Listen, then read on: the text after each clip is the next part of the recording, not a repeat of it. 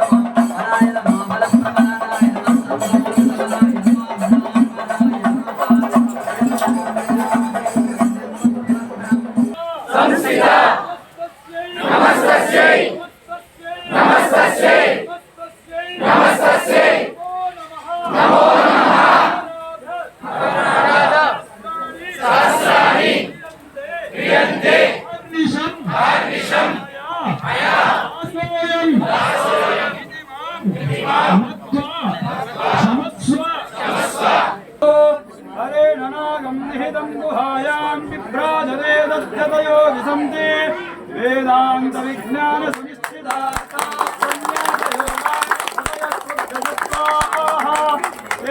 ब्रह्मलोके सुपरान्तकाले तदामृतात् परिमुच्यन्ति सर्वे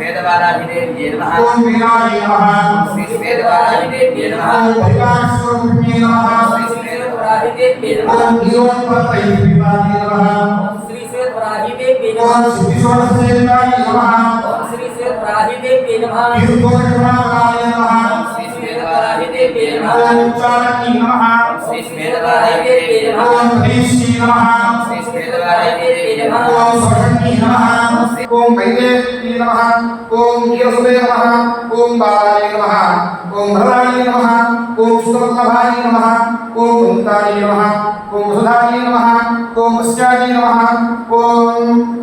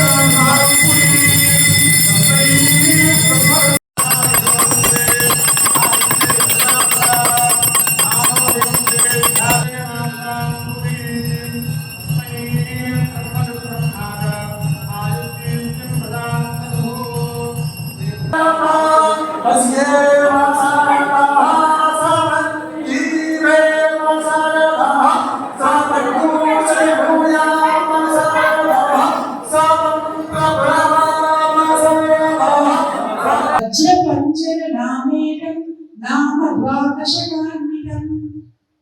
ఈ నామావళి ఏదైతే ఉన్నదో 12 నామావళులు ఏవైతే ఉన్నాయో 12 నామాలు, వీటిని వజ్రపంజర స్తోత్రము అని అన్నాడు. ఎందుకని అన్నాడు అని అంటే, వారాహిదేవికి అమ్మవారి పేరు కనుక చూస్తే అమ్మవారి రూపాల్లో వజ్రవారాహి అనేటువంటి రూపం కూడా ఉన్నది. అందులో ఈ వజ్ర వజ్ర వజ్ర అనేటువంటి శబ్దాన్ని ఎందుకు ఈసారి స్మరిస్తున్నాము అని అంటే, వజ్రం శబ్దాన్ని మీరు గమనించండి. మామూలు లోకంలో కూడా నాడు వజ్రాన్ని వజ్రంతోనే కోయగలము అంటే వజ్రంతో సమానమైనటువంటిది ఏది లేదు. మామూలుగా వజ్రము అంటే వజ్రాయుధం గుర్తుకొస్తుంది. దేవతలకు సంబంధించి వజ్రం అనగానే వజ్రాయుధం గుర్తొస్తుంది. అయితే ఏమిటి ఈ వజ్రంలో ఉన్నటువంటి రహస్యము అని అంటే, వజ్ర శబ్దంలో వా అనేటువంటి అక్షరం నీటికి సంబంధించినటువంటి జలతత్వానికి జలతత్వాత్మికాయ నమః అంటే నీటికి సంబంధించినటువంటి బీజం. అందులో ఉన్నటువంటి వజ్ర రకారం ఏదైతే ఉన్నదో అది అగ్నికి సంబంధించినటువంటి బీజం. రం అగ్నయే నమః అన్నాడు. జకారం అనేటువంటిది జన్మ మృత్యువును తొలగించేటువంటి మోక్ష మార్గాన్ని ఇచ్చేటువంటి బీజం. ఇందులో జకారం కంటే వకారానికి రకారానికి అంటే నీరు అగ్ని కలిసి ఒక దగ్గర ఉండగలవా? ఉండలేవు. ఒకదాన్ని ఒకటి ఆర్పుకునేటువంటి శక్తి. అగ్ని ఎక్కువగా కనిపిస్తే నీళ్లు పోసి మనం ఆర్పేస్తాం. ఒకదానికి పరస్పరమైన విరుద్ధమైనటువంటి శక్తులు. ఆ రెండు కలిసి ఉంటే ఎలా ఉంటుంది అంటే వారాహి రూపంలో ఉంటుంది. మనకి వర్షం పడుతూ ఉన్నప్పుడు చాలా సార్లు మెరుపులు పిడుగులు మనకు కనిపిస్తూ ఉంటాయి. ఆ మెరుపులు ఏమిటి? తేజస్సు, అగ్నిస్వరూపం. అంత వర్షం పడుతున్నా కూడా ఆ అగ్నిశక్తితో వజ్రాయుధ శక్తి అని ఏదైతే మనం చెప్పుకుంటామో ఆ వజ్ర శక్తి నీటిలో కూడా నడవగలిగినటువంటి శక్తి, నీటి ఉన్నటువంటి సమయంలో కూడా వెలగగలిగినటువంటి శక్తి. అంటే అసాధ్యమైనటువంటి రెండు శక్తులు ఒక దగ్గర కలిసి ఉండటం, అసాధ్యమైనటువంటి వాటిని సాధ్యం చేయగలిగినటువంటి వజ్ర శక్తిగా వజ్రేశ్వరిగా వారాహీదేవిని గురించి చెప్పారు. అందుకని అమ్మవారికి సంబంధించినటువంటి ద్వాదశ నామావళిని కూడా వజ్ర పంజర స్తోత్రము అని అన్నారు. ఎవరైతే ఈ నామావళిని కనుక పారాయణ చేస్తారో వాళ్ళ చుట్టూ కూడా ఒక వజ్రశక్తితో కూడినటువంటి పంజరం. అంటే పంజరం ఎందుకు పెడతారు? పక్షులు బయటకు తప్పించుకోకుండా పెడతారు. అంటే బయటికి లోపలికి రాలేము, లోపలికి బయటకు వెళ్ళలేము. ఏ శక్తి కూడా ఆ పంజరాన్ని దాటి ఛేదించుకొని మనల్ని చేరి మనకి ఇబ్బంది పెట్టకుండా ఉండటం కోసం అద్భుతమైనటువంటి వజ్ర శక్తితో అమ్మవారు రక్షిస్తూ ఉంటుంది. వారాహి అనేటువంటి శబ్దానికి కూడా ఈ అర్థం కనిపిస్తున్నది. అసలు వారాహిని ఎందుకు పూజించాలి అంటే, వరం శ్రేష్టం ఆహంతి వరాహ. వరాహ అనేటువంటి శబ్దానికి అర్థం ఏంటంటే తొందరగా శ్రేష్టమైనటువంటి అంటే మంచి వరాలను ఇచ్చేటువంటి దేవత. దేవతలు ఎందుకు పూజిస్తాము? పూజిస్తే మంచి వరాలు ఇస్తారు. ఆ వరాన్ని తన పేరులో కలిగి ఉన్నటువంటి దేవత కాబట్టి వారాహి వారాహి వారాహి 10 సార్లు అంటే వరప్రదాయినిగా అమ్మవారు తొందరగా అనుగ్రహిస్తుంది. అంతేకాదు ఈ వారాహి అనేటువంటి శబ్దానికి మరొక అర్థం చెప్పారు. ఏమిటి అనంటే వర ప్లస్ అహహ అని విడదీసి, అహ అంటే అహోరాత్రులు పగలు, కాంతి, తేజస్సు. ఆ తేజస్సు కలిగినటువంటి శ్రేష్టమైనటువంటి తేజస్సు కలిగినటువంటి దేవతగా వారాహి గురించి చెప్పారు. ఈమె పార్వతీదేవి స్వరూపం. ఒకనొక కాలంలో మామూలుగా మనం చెప్పుకుంటాం చండీ సంకష్టంలో కూడా యా దేవి సర్వభూతేషు మాతృరూపేణ సంస్థిత. మామూలుగా వారాహి దేవి ఏంటి అంటే మాతృకలలో దేవత, సప్తమాతృకల్లో దేవత. ఏమిటి మాతృకలు అంటే అమ్మవారు సృష్టిని చేసినప్పుడు పురుష దేవతలలో కూడా తన శక్తిని నిక్షిప్తం చేస్తున్నది. ఒకనొక సమయంలో కైలాసంలో పార్వతీదేవి ఉన్నది, పరమేశ్వరుడు ఉన్నాడు.